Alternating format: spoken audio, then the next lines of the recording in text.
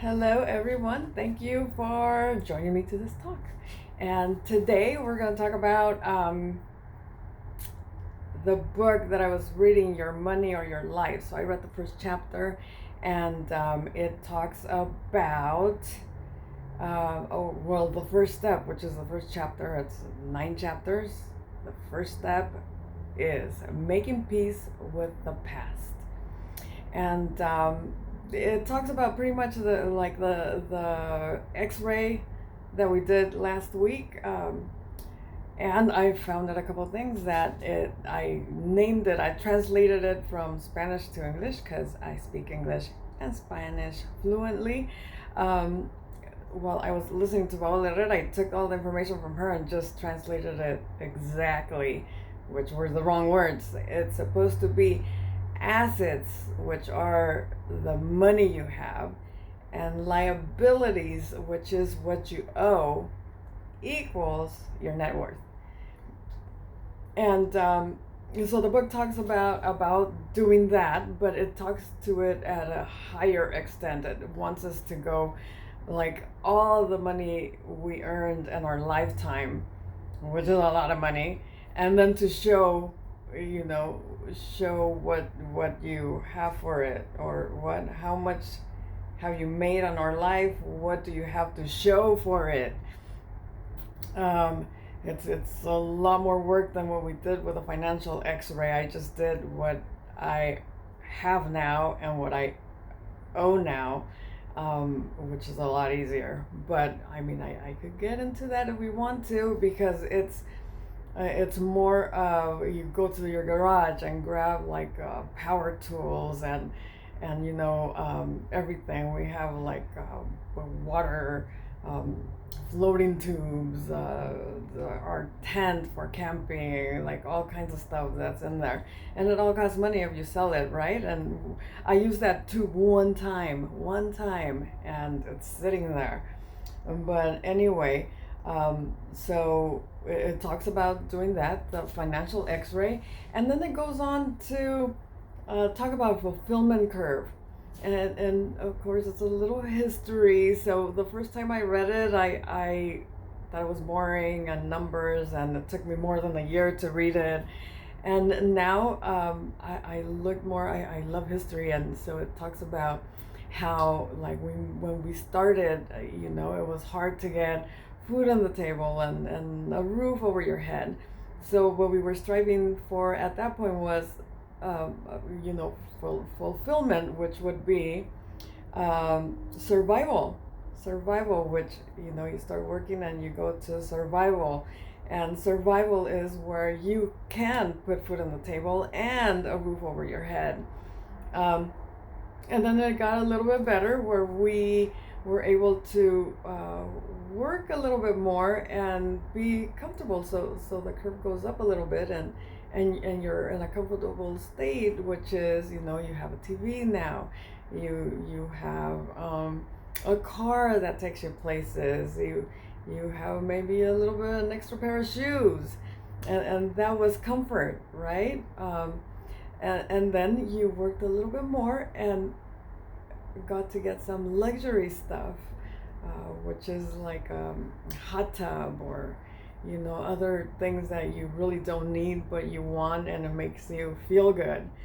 And it's that curve goes to where luxuries make you feel good, but then they talk about, after you go to like luxuries, then you start wanting more, because we always want more, more, more. And then the curve starts going down, because in order to get more, you start working more hours or getting stressed because you can't pay for what you already bought. Plus, you want to buy more for you, for your kids, just to make everybody happy.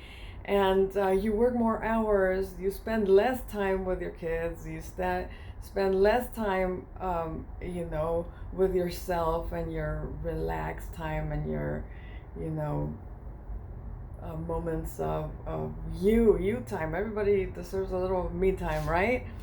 And you don't have any of that because you're always working to pay what you bought, or to make more money to buy more, but you never have time to enjoy it. And that's when the curve starts going downhill, because even though you have all this luxury and stuff, you can't enjoy it because you work too much. And the book names it, are you making a living or are you making a dying? Because you're working to get these things and you're killing yourself to get there, to uh, beat the Joneses, or whatever that's called. Anyway, um, so the best place to be at is enough, which is a little bit of luxury, but to have time to enjoy it. And then it talks about it, which is like a side note, but I thought I'd talk about it because I thought it was like coolest thing, because it's happened to me. And it's creatures of habit. We are creatures of habit. And they told a story about a mom showing her daughter how to make a bread. So she's making this bread, and when it's all ready, she cuts the edges and throws them out. And the little girl says, "What, Mom? Why did you cut the edges?" And she goes, "Oh, I'm not sure. My mom always cut the edges, so I just always cut the edges. Then you should cut the edges too." And then they said, "But we could ask her." So they go to her mom's, which is the grandma, and they ask her the same thing. "Mom, why did you cut the edges?" And she says, "I don't know. My mom just always cut the edges, so I always cut the edges, and that's why. But let's go ask her." So they go to mom's mom, which is great grandma to the daughter, right? The youngest daughter, the one that's learning how to cook. And they go to grandma, and grandma's all old, and they ask her, "Mom, why did you cut the edges of this bread? This family recipe that you make, that everybody wants to learn how to make." And she goes, "Oh, I cut it because I only had one pan, and in order for it to fit in that one pan, I would cut the edges and then fit it in." So, you know, everybody was doing the same thing grandma was doing, because they never asked why, and they just wanted to do the same thing, and they were wasting the little edges, which are the most scrumptious part of bread, the edges, because they're nice and crunchy and delicious. But anyway, I thought, like, right? Because I've done that. I've done things that I just do because my mom does it, and she probably does it because my grandma did it, and that's what I'm teaching my kids. But the book says that you need to, like, go out your comfort zone, and ask questions, ask why you do these things, and learn why. At least you might like doing that still, but it's always good to know. Ask questions. So we're creatures of habit. And now back to the more fulfillment curve, and the more is better. And oh, this creates clutter. More creates clutter. So even though you're now having luxuries and stuff, you create clutter in your home, and this is not a good thing. And then they went on to tell another story that I liked, enjoyed. It's the Gazangas pin. The Gazangas pin is any item that you can't just pass by without buying. So, they say that people are just, you work, and then you want to, like, give yourself things for working, so you go on the weekend and spend all your money, and then get back to working again on Monday, so then next Friday you could go to the store again and spend more money. So a Gazangas pin is a thing that you go, and they talked about this story, which I've done too. I know, like, I'll find something I'll go to the store, find something on sale, and just buy it because it's on sale, and one day I will use it. And then I put it in a drawer, and the book talked about that you just grab those Gazangas pins, put them in a drawer, and then never use them. And then next week you go and you find another Gazangas pin and put it there, and just never use it, just there. And I used to use it for, like, presents. And then even Memo, my husband, he would say, Susan, do you have anything in that drawer that we might do? Because I have a party to go to and da da da da da. So I go to my gazangas pin drawer and find something. I always add something, but it's there, and if you don't have, anybody to give it to, it's just there, and it's money spent not wisely. But the book talks about clutter, like once you go on the fulfillment curve and you get to enough, then everything else becomes clutter. That's when it starts going down again.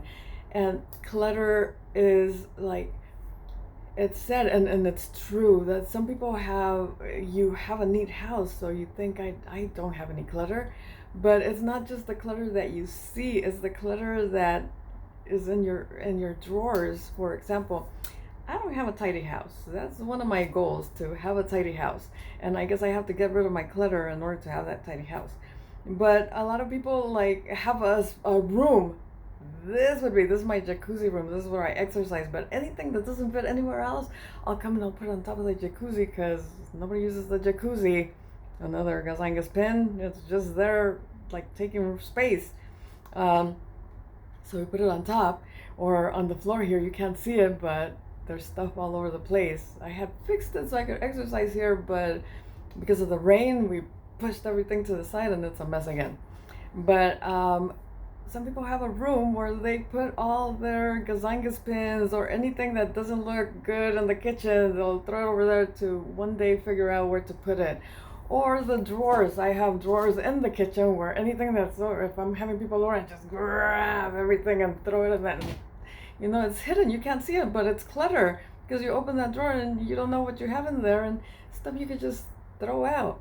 And or have a big yard sale and make money to pay down your debt.